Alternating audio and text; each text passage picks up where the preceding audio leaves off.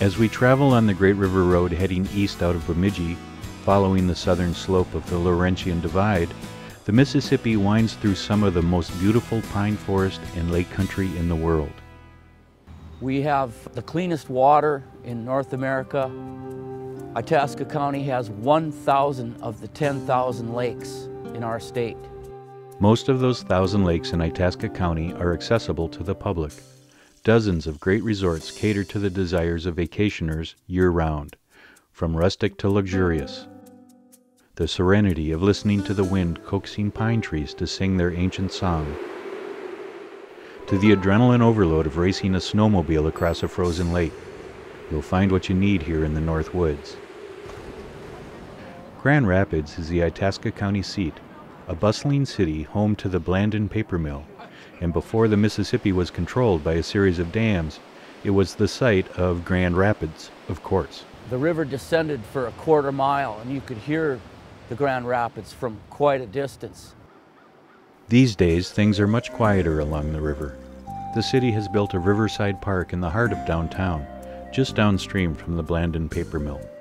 We have a wonderful library right on the Mississippi River. The Blandin Foundation contributed quite a bit. Charles Blandin fell in love with the area and left his entire estate, which is now worth $400 million to the city. You are the best smelling people I have seen in a long time.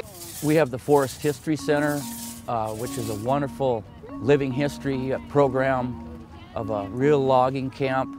I love to come to the Forest History Center. I take my students every year because they're great at coming up with programs that fit my curriculum.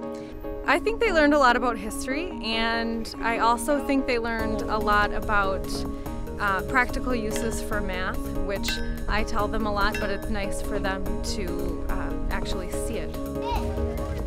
The logging camp is not the only example of living history in Grand Rapids.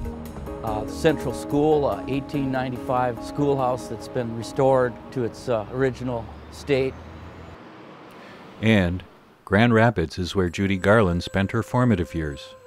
The Garland Museum is one of the oldest celebrity museums in the country. It really began in 1975, 6 years after Judy died. It consists of the historic home that's been restored to how it looked in 1925 based on eyewitness accounts. And then we have the collection, which includes many pieces from The Wizard of Oz. But we have Abraham Lincoln's carriage, which ironically was used in The Wizard of Oz. It brought the characters into the Emerald City. And we have her gold record for Over the Rainbow. That was named the top song of the 20th century. At least two things haven't changed since Judy left town. You can try a sample if you'd like. Local farmers still grow their crops and sell them to hungry customers. And the rains that water those crops still leave the region heading to very different places. The watersheds move in three directions: toward Hudson Bay, toward Lake Superior, and toward the Mississippi River. The Mississippi takes a southerly route out of Grand Rapids, heading towards the Gulf of Mexico. There's so much more to learn about this area and the rest of the Great River Road. For more information, visit our website, mnmississippiriver.com.